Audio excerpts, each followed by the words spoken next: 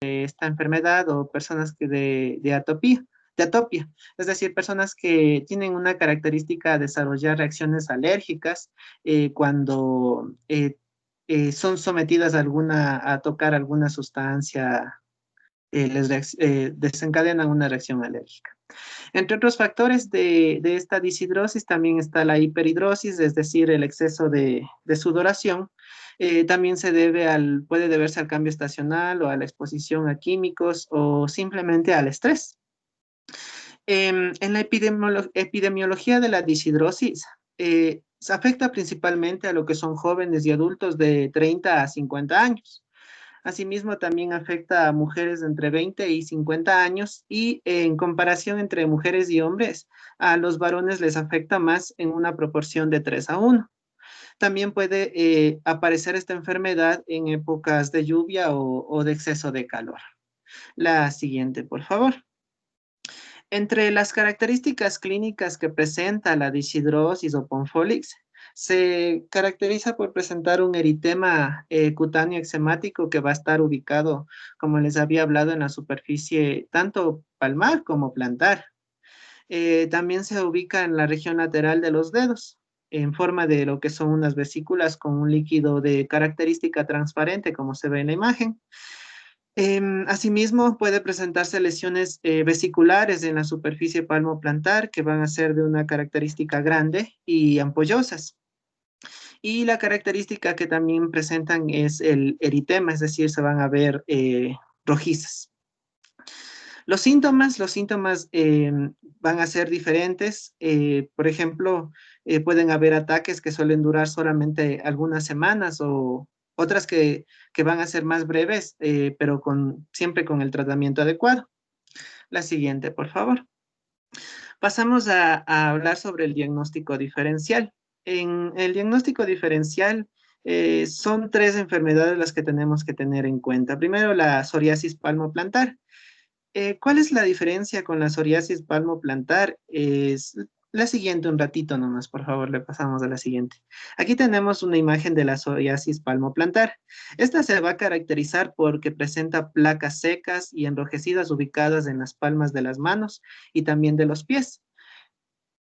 Principalmente va a ser a causa del desgaste y del uso de la zona y esta es la característica, resalto, acaban formando una forma dura y en forma de grietas, como se ve en la imagen, que eso le diferencia de la deshidrosis. La siguiente que va a ser la tiña de mano. Esta, por el contrario, se caracteriza porque presentan placas descamativas y presencia de vesículas eh, que van a ser más gruesas en estas zonas donde van a estar afectadas. Y la siguiente imagen pasamos, por favor, la siguiente diapositiva. Ahí tenemos lo que es la dermatitis de contacto. Bueno, la dermatitis de contacto va a presentar las características que sea un sarpullido rojo eritematoso, va a haber la característica de la picazón, del prurito. Este prurito tiene la característica de que es intenso, pica bastante. Em, Otra característica va a ser la piel seca, igual agrietada, en ocasiones de forma como escamas. Va a presentar una característica en forma de bultos, de ampollas, y a veces puede haber secreciones. Y otras características sería la hinchazón, el ardor y la alta sensibilidad a estas zonas. La siguiente, por favor. Pasamos a hablar sobre el diagnóstico. El diagnóstico principalmente es identificar el antecedente de exposición que desencadenó esta deshidrosis.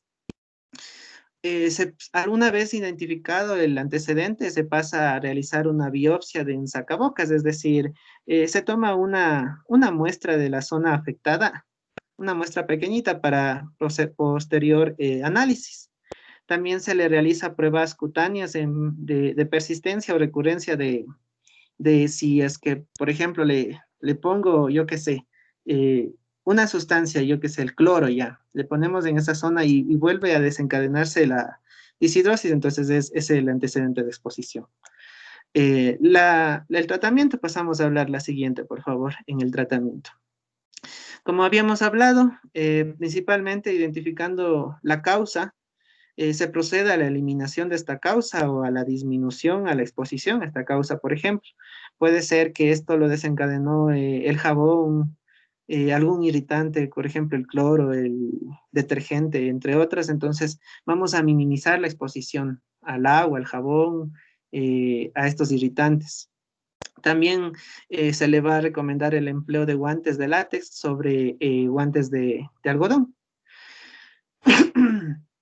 Otra, vamos a hacer el control del estrés. Como habíamos hablado, una de las causas era el control del estrés, entonces le vamos a recomendar al paciente o a la paciente que lleve una vida un poco más tranquila, porque puede ser el desencadenante de esta enfermedad.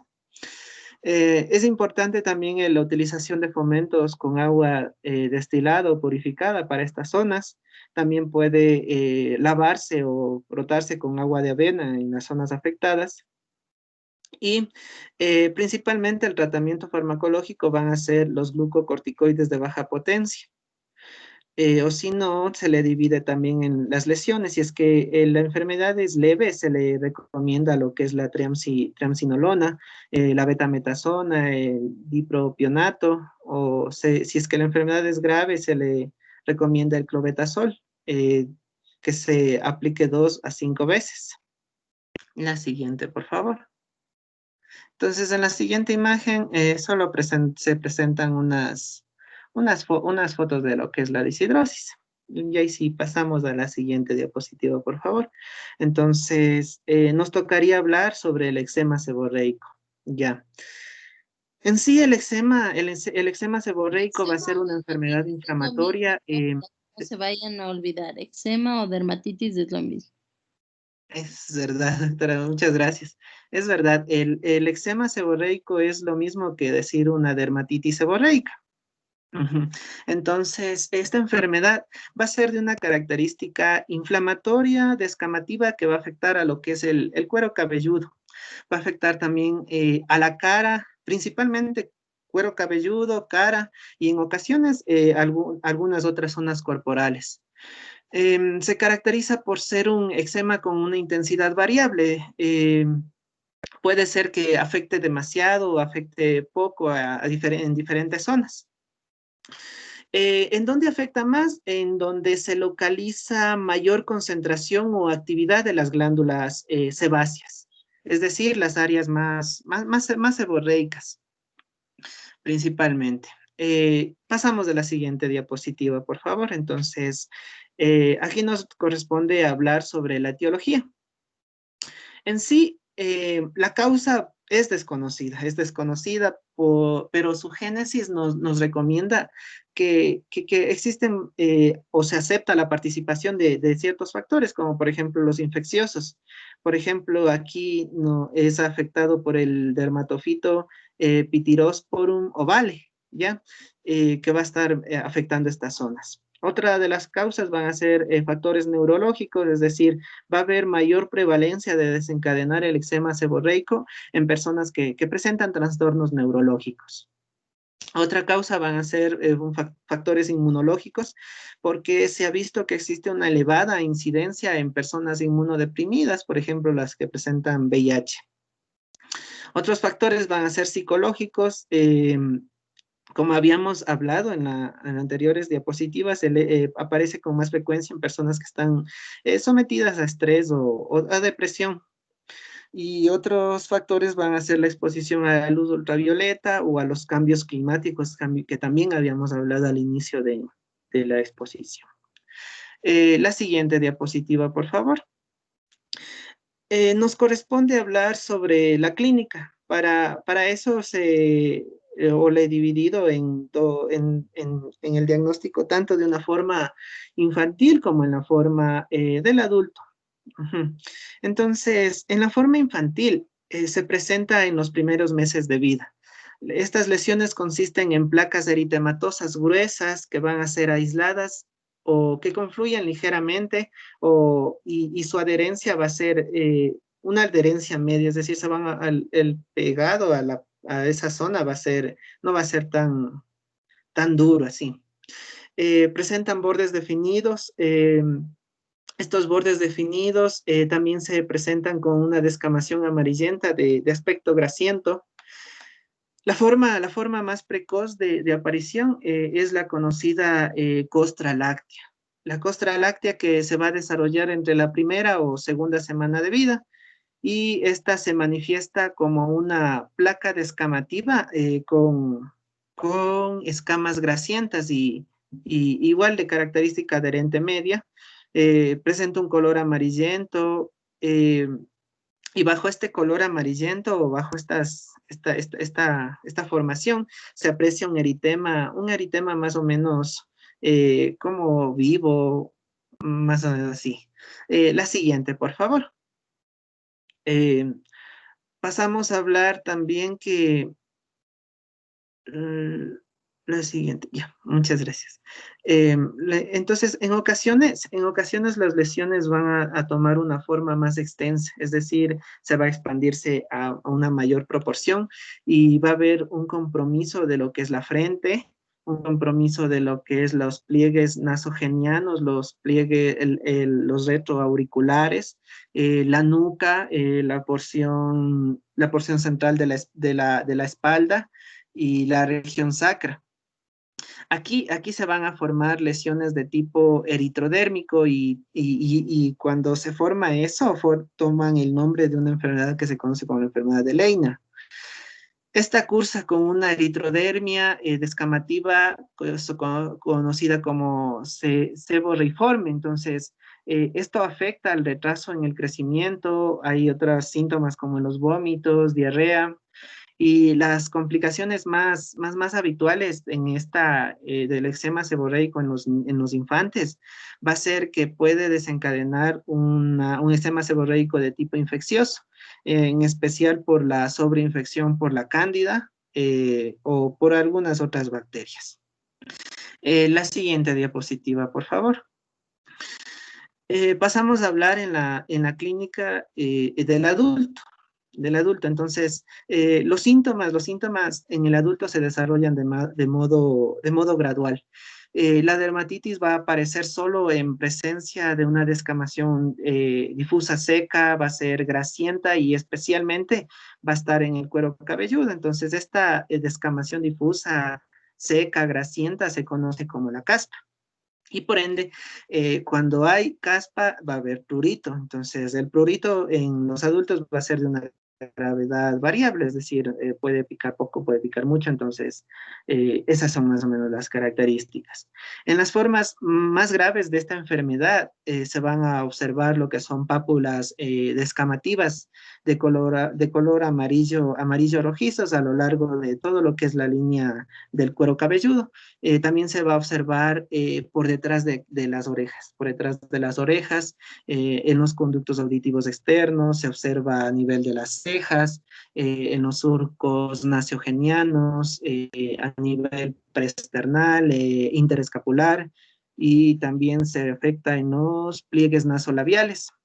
También se afecta en las axilas, en la región umbilical, genital. Y como dice eczema o dermatitis seborreica. ¿Cuáles son las zonas seborreicas? Voy a prender mi cámara para que vean. Las zonas seborreicas es esto: pecho, cabeza, la espalda y donde nosotros tenemos más sebo. ¿En dónde? Es la zona T que yo les decía a ustedes. Entonces, la zona T va a ser esto. Entonces, aquí es donde les da, aquí, en el pliegue nasogeniano, en la región interciliar, por eso se les descama las cejas. Esto se pone rojo en el pecho, en la espalda, cuero cabelludo y la región retroauricular o preauricular. Listo, cuando ustedes vean lesiones así, por eso digo, yo veo a un paciente desde la entrada de la puerta, ya sé qué tiene, porque la localización es muy importante. Entonces, la dermatitis seborreica por el lugar en donde está ubicado, yo ya me guío. ¿Listo? Ok, entonces continuamos diciendo que la dermatitis seborreica, ya analizamos toda su clínica, dónde se presenta, pero tiene una característica que esta no produce caída del cabello, entonces es muy importante esa característica porque si se nos presenta un paciente que dice que por esta enfermedad se le está cayendo el cabello, no produce caída del cabello. La siguiente diapositiva, por favor. No se está visualizando. Gracias. Entonces, ahora sí pasamos a hablar sobre el diagnóstico. En el diagnóstico se fundamenta principalmente en la clínica. Igual, el diagnóstico es diferente en tanto la forma infantil como en la forma adulta. Por ende, vamos a hablar primero sobre la forma infantil. Entonces, aquí es muy importante a la hora de nosotros valorar el diagnóstico, la edad del paciente, ya que principalmente este eczema seborreico se presenta en los niños menores de 3 meses. Las localizaciones ya hablamos que iba a ser en el cuero cabelludo, en la frente, párpados, ¿no? Surco nasogeniano y en ocasiones aquí hay una ausencia de síntomas, es decir, se ve por fuera, pero no molesta o algo así, más o menos. La siguiente diapositiva, por favor. En la forma del adulto, se basa en la presencia de lesiones de eritema escamosas y pruriginosas en las áreas que mencionamos. Nos corresponde hablar también sobre el diagnóstico diferencial, ¿ya? En la forma del adulto, con formas subagudas puede confundirse con formas subagudas de lupus eritematoso o la pitiriasis rosada, pero esta tiene la característica que está afectando al tronco, ¿ya? En la psoriasis vamos a pensar en psoriasis si es que vemos que hay una afectación del cuero cabelludo. Y la siguiente, por favor. Entonces, en la forma infantil, el principal diagnóstico diferencial eh, se establece con la que es la dermatitis atópica. Sí, en sí, la dermatitis atópica se va a presentar por la característica de que se presenta una piel seca, un picazón, que puede ser de característica intensa y principalmente en la noche. Y afecta principalmente en lo que es el rostro y el cuero cabelludo. Y también se hace el diagnóstico diferencial con la dermatitis de pañal. Aquí la dermatitis de pañal, la piel se presenta enrojecida y de un aspecto sensible en la zona del pañal, y específicamente en los glúteos, muslos y la siguiente, por favor. Nos corresponde hablar también sobre el tratamiento. Igual va a ser diferente tanto el tratamiento infantil como en el adulto. Pero el objetivo principal y antes de iniciar el tratamiento es que el eczema seborreico no se logra curar con quien dice con un fármaco para toda la vida, ya, o sea, se toma y ya no va a aparecer, no, sino que se logra es la remisión de los síntomas durante unos meses, bastantes meses, pero, o sea, no se logra curar. Por eso nuestro objetivo principal en el tratamiento va a ser calmar la inflamación, que se remuevan estas escamas, calmar el exceso de grasa de la región y reducir principalmente el prurito que acompaña a esta patología. Entonces, en la forma infantil vamos a proceder a utilizar corticoides tópicos, como puede ser una crema de hidrocortisona al 1%, que se debe aplicarse 2 veces al día. Asimismo, se puede acompañar de corticoides orales. ¿Ya? Esto se da en casos muy generalizados en donde se administra prednisona 0,5 miligramos kilogramos por día. También se puede utilizar lo que son los ketarolíticos, que sirven para las lesiones del cuero cabelludo en las que se necesita remover el componente de que formaba las costras. Por eso, un ketarolítico utilizado y de aplicación tópica es el ácido salicílico, que se presenta en vaselina al 3 y al 5%, y también se ha recomendado el uso de un champú infantil que ayuda a reducir los síntomas. Por el contrario, en la forma adulta lo que se debe emplear es el ácido salicílico, el 3%, Este ácido salicílico lo vamos a frotar en el cuero cabelludo u otras zonas en donde exista la afectación corporal. Ajá. También se puede recomendar el uso de una loción de esteroides como la loción de acetonido de triamsolona al 0,025%. Esta se le aplica 2 veces al día y el fin es controlar el enrojecimiento y la descamación. También se puede proceder a la aplicación de una crema de ketoconazol al 2%, miconazol al 2% u otros imidazoles que se les va a aplicar 2 veces al día durante 1 o 2 semanas. Y como les había dicho, con esto se consigue la remisión de la enfermedad, pero durante varios meses, pero no para siempre. Y eso sería todo. Y seguimos con otra enfermedad que se expone mi compañera. Estas solo son imágenes. Las Muy bien, siguientes, por favor. nosotros tenemos el ácido salicílico, ketoconazol, en formas de shampoo o en jabón. ¿Listo? Entonces eso es básicamente, se puede dar un corticoide de acuerdo al lugar en donde esté y después del corticoide nosotros podemos usar un inmunomodulador para que no sea crónico. O sea, acuérdense los efectos adversos que nosotros tenemos, así que tenemos que darle luego un inmunomodulador como el tacrolimus, el pimecrolimus, ¿sí? Y es algo que sí siempre el paciente tiene que mantenerse en tratamiento porque es crónico. Sigan. Bueno, entonces a continuación vamos a hablar sobre el líquen simple crónico, también llamado líquen crónico de Vidal, neurodermitis circunscrita, giotes o líquen simplex. Bueno, entonces este se trata de una dermatosis local que afecta muy comúnmente a la nuca y a las extremidades. Se va a caracterizar, como podemos ver, con varias placas liquenificadas, circunscritas en ciertos casos y demasiado pruriginosas. Es de evolución crónica y la etiopatogenia tiene que ver mucho con el rascado, porque va a aparecer en la piel sana y debido a un factor psicológico se va a suscitar este rascado crónico, el mismo que va a originar la liquenificación. No interviene aquí ningún mecanismo inmunitario, sino únicamente el rascado. Este rascado va a generar un círculo vicioso que va a dar lugar a un nuevo prurito. Entonces va a haber recidivas solo si la persona, va a haber recidivas todo el tiempo y calma cuando la persona deje de rascar la forma afectada. Ya. Intervienen, como les mencioné, factores mecánicos, hay irritación y sensibilización alrededor de la zona de donde se encuentra esta dermatitis. Ya. Tiene también mucha similitud con el prurito neuropático y el líquen simple, ya, y pueden ambos sugerir una neuropatía localizada.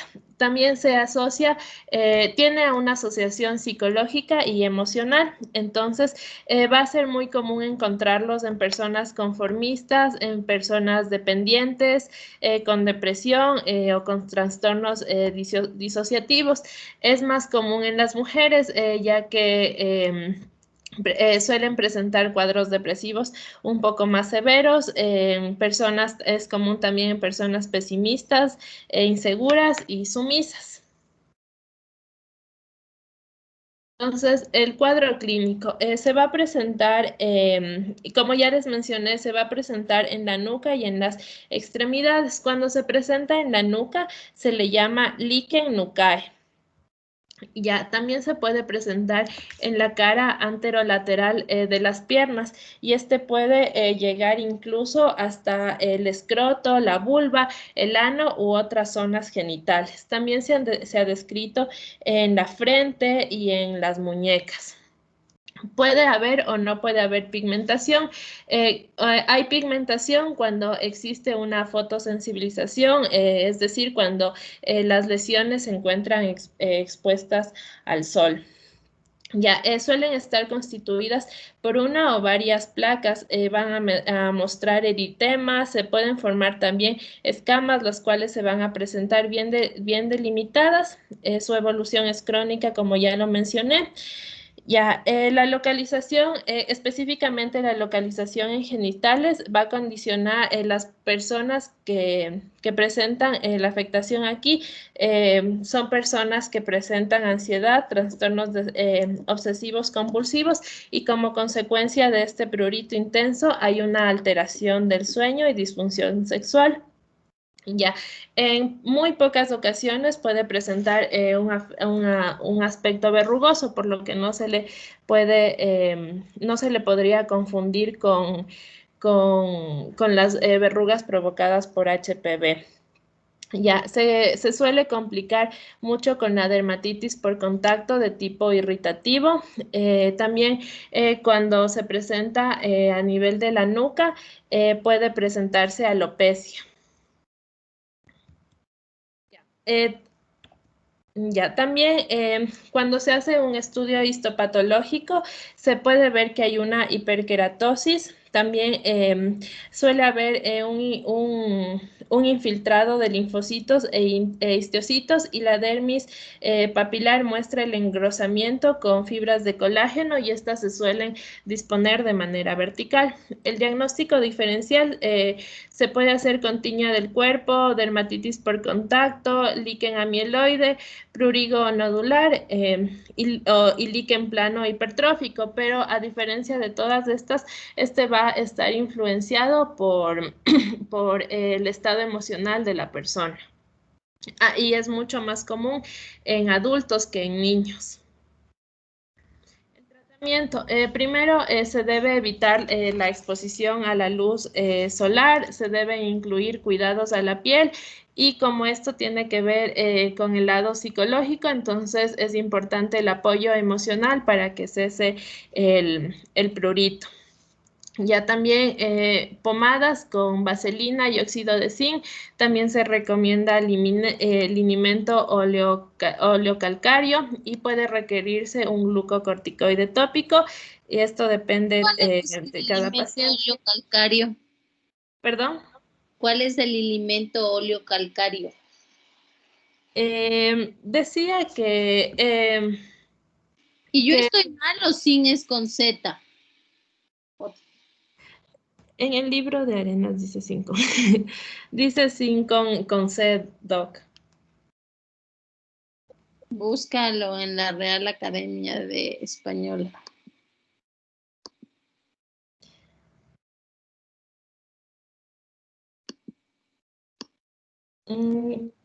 Pues se puede presentar con C también. Ya. Y el linimento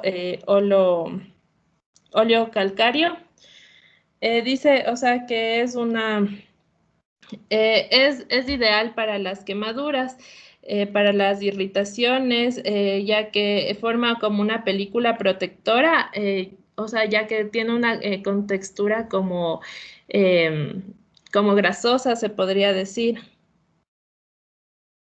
ya que está hecha con aceite vegetal. Me vas a dar un artículo del alimento oleocalcario, ¿ya? Ya. Sí. Ya. Entonces también se puede requerir un glucocorticoide tópico en el caso de que no cese con simplemente el cuidado de la piel y el apoyo emocional. También se ha ensayado la aplicación de toxina botulínica e incluso estimulación nerviosa eléctrica transcutánea. Ya también es importante, es importante en el tratamiento el apoyo psicológico porque este es un tipo de enfermedad que afecta en sí mucho la calidad de vida del paciente, ya que suele presentarse en una etapa de la vida donde es fundamental la interacción sexual. Y eso es todo, Doc. Ok, está bien. ¿Con eso terminamos ahora? Sí. ¿O alguien tiene otra exposición?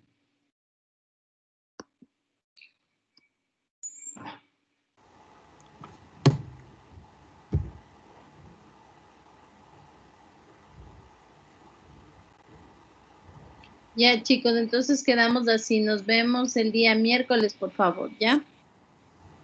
Y Ya. les mandé el deber, sigan haciendo eso y empiecen a revisar. Para la otra semana vamos a ver temprano. ¿O saben qué? Cambiemos el día, otro día que no sea el mismo día de clases para que no sea así tan agotador. Dígame un día, martes, jueves o viernes, para hacer lo de los casos clínicos, ¿ya? Una horita para revisar y vamos a revisar esas placas de ese caso que les dije. Ya, Doc, ya nos ponemos de acuerdo y ya le aviso cuando podemos. Que tengan un buen día. Bendiciones. Bye. Ya, Doc, igualmente. Gracias. Hasta luego. Hasta luego. Chao. Gracias, Doc. Hasta luego. Bye, bye.